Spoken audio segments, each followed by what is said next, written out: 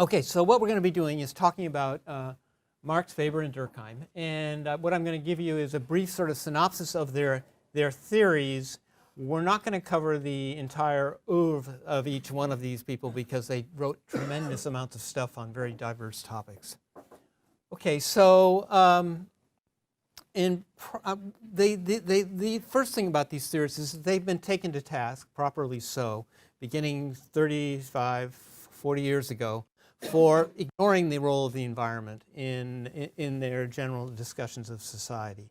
And that critique it's well-grounded, there's no question about it.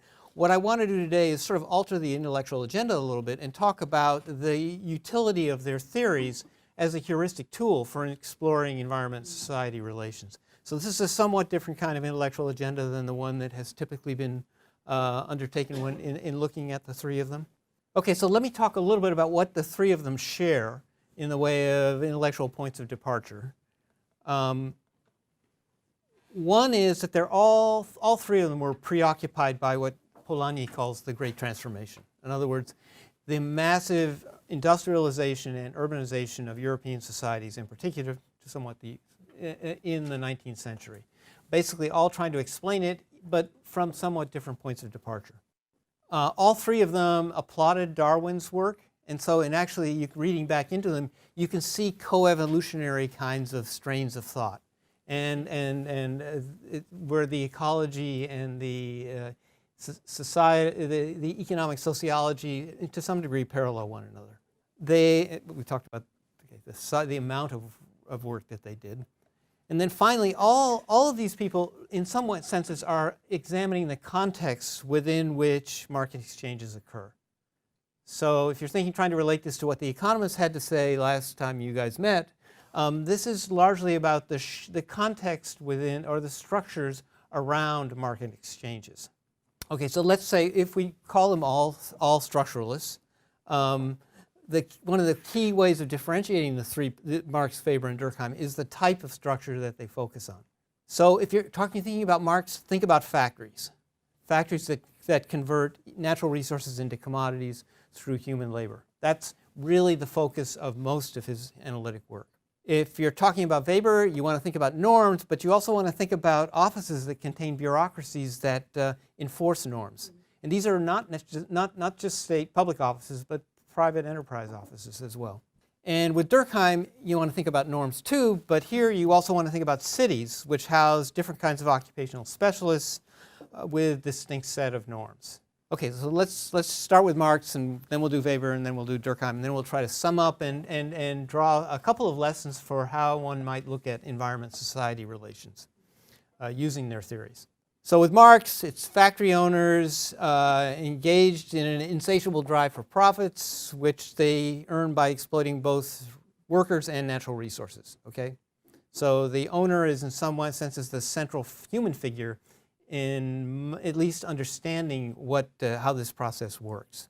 Technological changes are there. These are the forces of production that interact with the relations of production to produce changes in output and in the structure of factories. The one crucial concept, which we're going to spend a fair amount of time talking about, involves this idea of a metabolic rift, which as industrialization occurs, this metabolic rift opens between city and country. So basically what happens is with the improvement in transportation, these various entrepreneurs, owners of the means of production, manage to strip rural areas of their natural resources and feed them into factories which produce a growing stream of commodities and increasing amounts of pollution. So what this means is that if you think about cities and countryside, what's going on in these places actually begins to diverge. In cities, you get this massive buildup of natural resources which are transformed into commodities by increasing numbers of workers, and in this process they generate more and more pollution. So you should think about cities as places where resources pile up, crash, and pollution builds up, and rural areas is becoming places that are stripped of their natural resources. So if you're thinking forests, think of cutover districts. And you'll get and so what emerges here is this something of a rift between rural peoples and rural societies on the one hand, and urban peoples and urban societies on the other hand. There's also and this is what Marx referred to as the metabolic rift. There is a social psychological component of this. Marx doesn't talk about it much, but basically urban dwellers become sort of estranged from their natural world. The two are no longer interacting on any kind of daily basis with the places that are producing the resources that they work with every day. So you get this rift this rift that we were talking about has sort of an experiential dimension to it. So what is the metabolic rift? So this is a notion that actually derives from the work of a German soil scientist, Justus von Liebig. And the essential notion is that, okay, in normal properties of soils, you have all kinds of metabolic reactions going on, okay, that builds the organic matter in the soil, amongst other things. With the industrialization and increasing demand, intensification of agriculture, and in some senses the industrialization of agriculture, these metabolic processes break down. In other words, the increasing use of chemical fertilizers, you get soil exhaustion, and a desperate search, among other things, for fertilizers that work. So if you're trying to think of the guano rage if you can recall it, in the mid-19th century, it's due in part to this desperate search for fertilizers to rejuvenate or rehabilitate soils that have been exhausted by increasingly industrialized agriculture. And so this is this kind of soil mining in rural areas is part and parcel of this larger metabolic rift that Marx was talking about. Okay, so how would Marx heal the metabolic rift created by capitalism?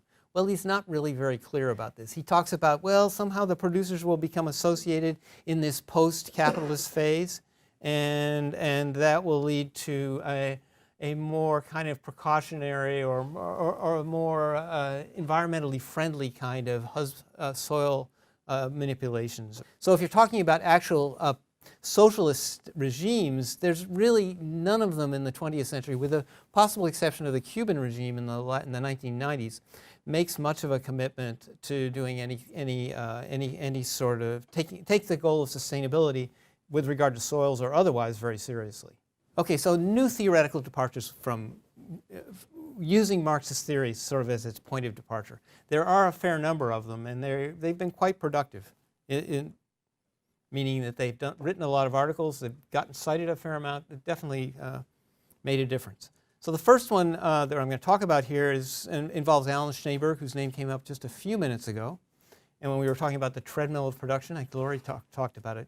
So this idea that it's consistent with the notion of this insatiable drive for profits on the part of the owners of the means of production, that one needs to keep continually spewing out commodities out that factory door. And so there's this kind of owners and enterprises and workers get caught up on this treadmill. Think assembly lines. This is necessary to keep on generating the profits, okay? In recent years, there's been more reference made by neo-Marxists to this notion of Jevons paradox. His paradox is essentially one where you would think with increased technological advances and increased efficiencies, for instance, in the case of coal, that was his example, Jevons' example, that what that would lead to is less use of coal. But what in fact was historically observed was, in fact, there was more efficient use of coal made, but rather than a reduction in the amount of coal that was being used, there was in fact an expansion as people found new uses for now cheaper raw materials, meaning coal. So that was Jevons' paradox. Instead of getting a decline in the amount of coal being used, you got an increase with increased efficiency in coal use. And this is in part probably due to this persistent kind of treadmill of production and this constant search for new markets on the part of capitalists involving advertising that is part and parcel of this treadmill of production. Okay, a second line of development, again, that's Marxist in origin, involves world systems theory, and Andrew's going to be talking about this later on today in much more detail.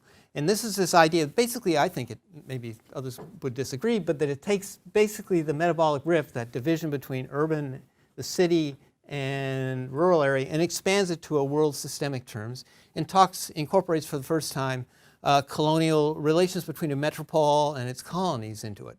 So if you, in a world systemic point of view, the metropole becomes the factory, the place that consumes the natural resources and generates the pollution loads. And the periphery, the rural area becomes the periphery. The rural area, meaning the colonies, they're stripped of resources to feed the factories back in the metropole. At least in its initial carnation in the 19th century, a large number of the colonial empires could be understood in those terms. And so what you have in this kind of process is what was called vertical trade, is called vertical trade by economists, of unprocessed raw materials from a colonial setting to a urban industrial setting in Western Europe or the US, and in exchange for manufactured goods, okay, at terms of trade that were declining throughout this period, meaning it was advantage for the producers of the manufacturers, disadvantage for the producers of the natural resources. And this kind of exchange is sometimes referred to as unequal ecological exchange, in part because what's going on here is an exchange which does not take into account the environmental degradations going on in the places of production, in the places where the natural resources are produced. And if you want a contemporary classic example of this, it would be a situation where a European Union country imports oil palm from Indonesia. The oil palm in Indonesia has devastated large areas of the outer islands, and there have been fires related to its massive production. At the same time that France, a fairly big consumer of oil palm, has shown gradual sorts of reforestation. So what you get in this setting is a quite different trajectories environmentally, based on this unequal ecological exchange. Okay, and then finally, Polanyi's double movement theory. This is a notion that comes out of his book, The Great Transformation. And again, it's premised on the sort of sequence that Marx envisaged here of exploitation and despoilation, environmental but also social, meaning exploited labor, that leads to a second movement, a kind of popular uprising against this unjust social order, but also unjust environmental order.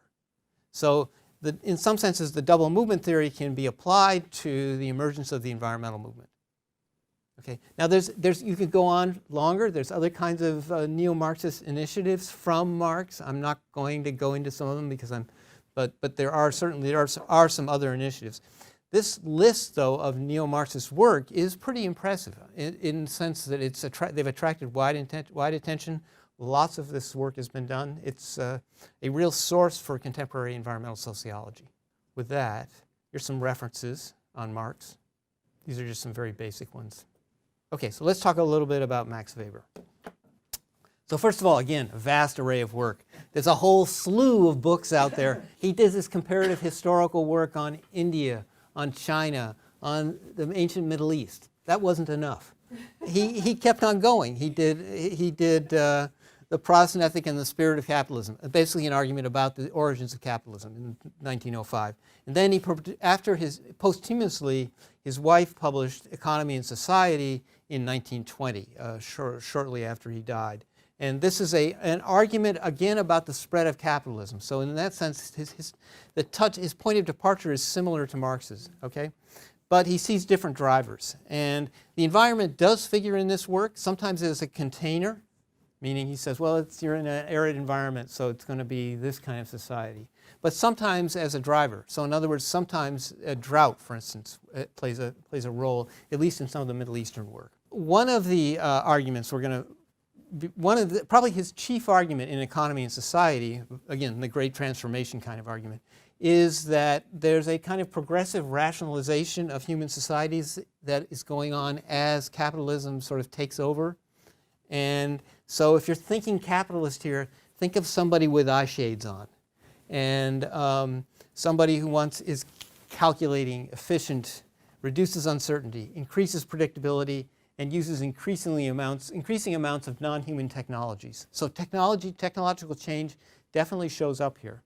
And the calculation here is always, okay, one of increasing profits. So in that sense, there's a somewhat similar emphasis here, or a place at least where Marx and Weber meet.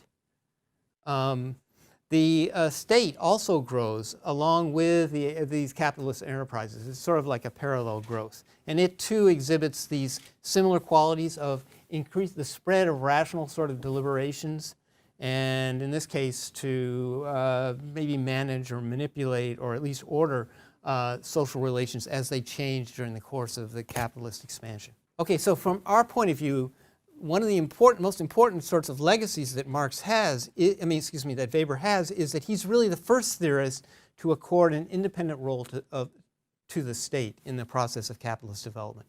So Marx certainly has a role for the state, but oftentimes the state is seen as an instrument for the owners of the means of production. Okay, and there's some vigorous debates that went on in the 20th century amongst Marxists about this. But the point is that Weber really puts the state front and center.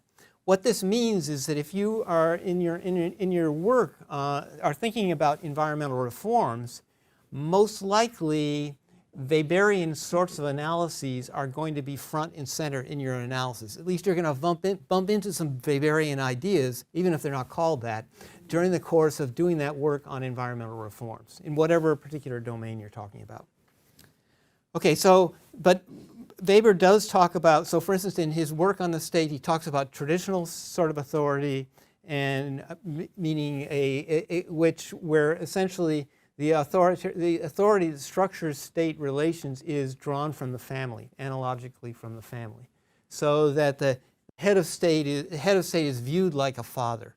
Okay, and what this means is that relations within the state are take on what he sometimes refers to it as a patrimonial kind of aspect. One talks about the patrimonial state. During the course of modernization, there is this rationalization process that goes on, and increasingly states' policy and state personnel decisions are made in a more Mauritiocratic kind of basis, and oftentimes democracies develop at the same time. So this kind of, with this sort of spread of rationalization, the state changes its form in a fundamental sort of way. So let me just take some of the take this sort of core Weberian analyses and run you through quickly some of the strands of Weberian analysis that you can see in environmental sociology. So actually the first one is not so visible, but it's sort of there. One is the use of the notion that development involves the spread of Mauritiocratic bureaucratic structures across states. Okay, and so this is a line of analysis that pertains as much to environmental regulations as to any regulations in any other domain that the state is engaged in. And so if you have to explain, for instance, high levels of corruption that make it virtually impossible to enforce environmental regulations in a developing country, you sort of have to go back to what are now referred to as neo-patrimonial political structures that are at the core of those states, which involve people getting positions and then using the positions for personal benefit. And in the case of, say, air pollution in Mexico City, that can lead to a slowing of the implementation of air pollution control laws. Okay? So neo-patrimonial states are key here. Okay, so then there's a variance of people who call themselves world society theorists. These are people who, to some degree, see the spread of similar political structures across state lines. In other words, new states tend to imitate old states in terms of their structure. Well, you know, if you want to be called a state, you need to have a department that regulates the environment. So let's do what the folks down, a couple of islands over did, and have it and develop an environment department. This is similarly, one might expect to see, or people were talking about post-Paris, the idea that there might be global peer pressure. In other words, that countries which came up with significant plans to cut GHG emissions would generate a kind of pressure to create similar sorts of plans in other countries. This dynamic is driven, arguably, at least in this kind of argument, by this process of rationalization to some extent. Okay? So it has a Weberian sort of notion to it. Then the environmental state encourages processes of ecological modernization, again because it's a rationalization. They reduce the amount of environmental damage that the new machines create. So ecological modernization, it basically involves the cleaning, basically the substitution of a cleaner technology for a dirtier technology, and one could make the case that it's part of a rationalization process. Okay, and there's all kinds of examples of it. The substitution of cleaner fossil fuels for dirtier ones certainly is just one of them.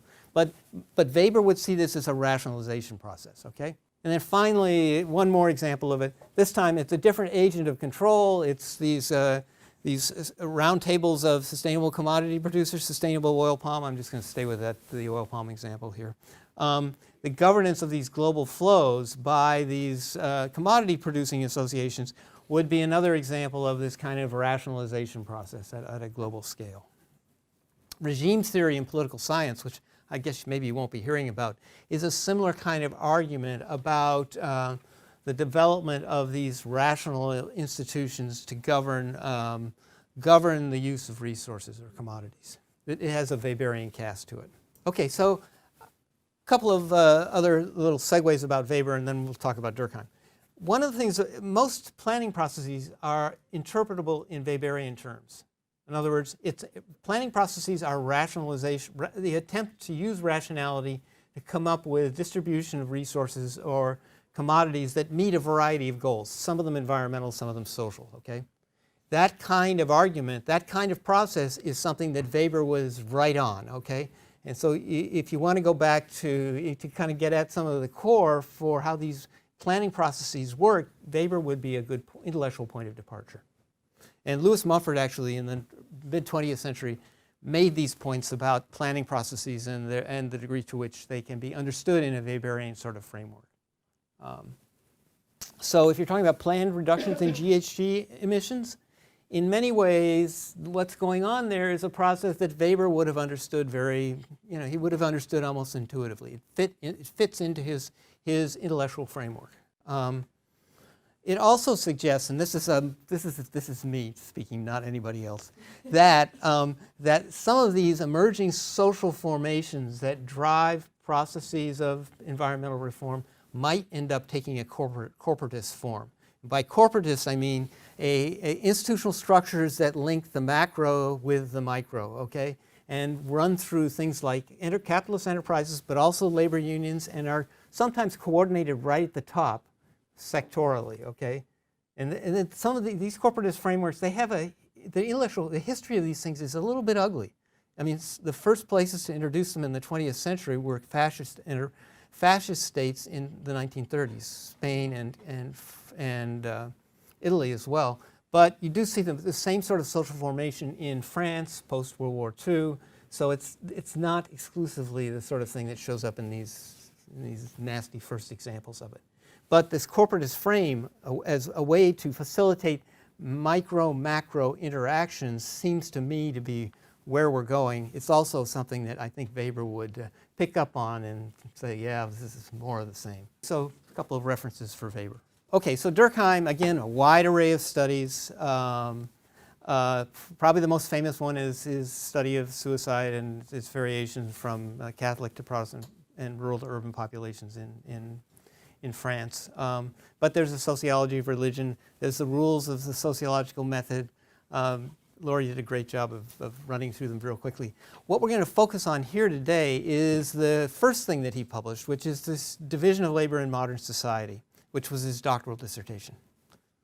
It's quite a start to a career.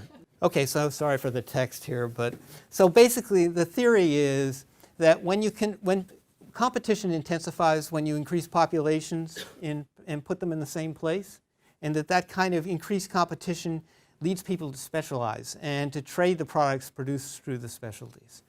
So occupations emerge as people become specialists in particular activities, and so you get this more pronounced division of labor. So you think late 19th, early 20th century, which more or less coincides with the emergence of modern professions. Durkheim was on to that. Interestingly enough, he's the only one of the three classical theorists to assign a prominent role to population growth or population change. And again, remember, they're focused on the Great Transformation. But population is a relatively insignificant variable in all three of these theoretical constructions, less so, though, with Durkheim than with the others. And again, there's technological change, but this time mostly by specialists that plays a role in this overall dynamic that drives urbanization. and industrialization. 3 decades ago, a prominent environmental sociologist, now deceased, Fred Buttle, noted that there's a kind of coincidence between Durkheim's division of labor theory and land use patterns. And in particular, the point being that just as people become more specialized, landscapes become more specialized.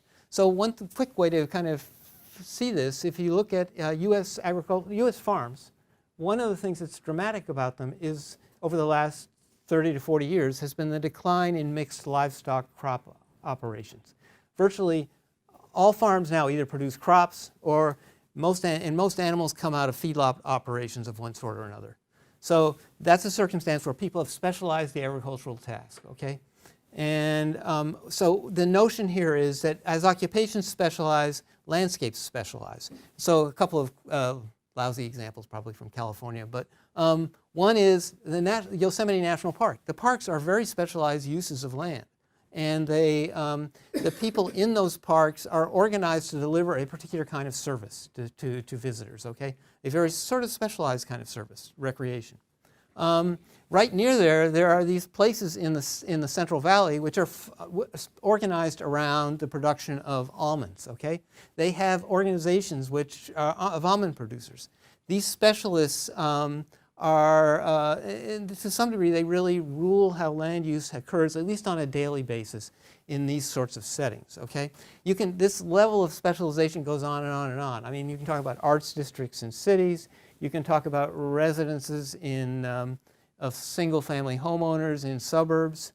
And the crucial point would be that the specialization of these land uses has an impact on landscape change. And in particular, there are derivable kinds of impacts, again, from Durkheim. So the point is that when you talk about these specialist producers, they sometimes have unusual reactions to prospects for change. And I've just put a couple of them up here on the board, but, and I'll talk about some more tomorrow when we talk about spatial analyses.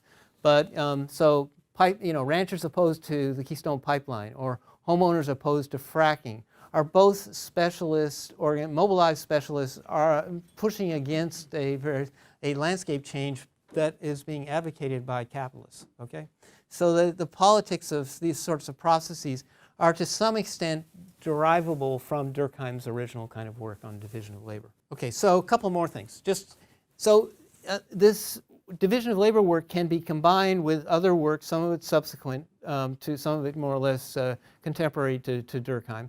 Central place theory, in many respects, can be understood as a kind of setting in which specialists are going to thrive. At least you'll find more land uses possible within a particular context where there's more people. And in part, this is derivable from Durkheim's work. But the point being that central place theory and Durkheim's division of labor can be complemented in some pretty effective sorts of ways. In many respects, the classic kind of human ecology produced by the Chicago school people in the 1920s is another example of this kind of specialization, the creation of warehouse zones outside the city of Chicago, the concentration of financial and transactions in distinct districts in the center of Chicago. All of that is in some ways an application of Durkheim. And then I would make the case that the creation of some of these growth machines, this is a more contemporary kind of theory, urban growth machines that produce housing or produce some sort of activity and do it iteratively, in other words, over and over and over again because they can make money doing it. Every time a new interstate is built, they do it. It's a specialized sort of social formation that works very well in a particular kind of context, okay? And is again derivable to some degree from Durkheim's original work. There's less work here, incidentally, than with Weber or Marx. So if you're thinking classical theorists and an opportunity, think Durkheim. Okay, so conclusions. Well, first of all, I mean, and this is me speaking about just my own sense of things. But if what you're running into in your work is inequalities or unevenness in terms of environmental impacts, with environmental degradation as being part of the story, most likely the fruitful kind of theoretical touchstone for that work, at least with regard to the human component, is going to be Marx. Okay, he's just with his notions of metabolic rift, And the work of his successors have provided a really wide array of concepts, a useful array of concepts for looking at various sorts of, looking at impacts, unevenness in terms of impacts. Okay? If your focus is more restorative, in other words, how do we get reform, how do we somehow improve these sorts of situations, it seems to me very difficult to avoid using Weber in some sort of way, because his rationalization notions seem to be crucial to most efforts at environmental reforms. And to the extent to which you think of corporatist kinds of arrangements as something that we're going to have to go to in order to get thoroughgoing declines or large-scale declines in GHG emissions, it seems to me that one needs to sort of start with his Weberian and Durkheimian kinds of analyses and work our way through to the shape that those corporatist arrangements will take.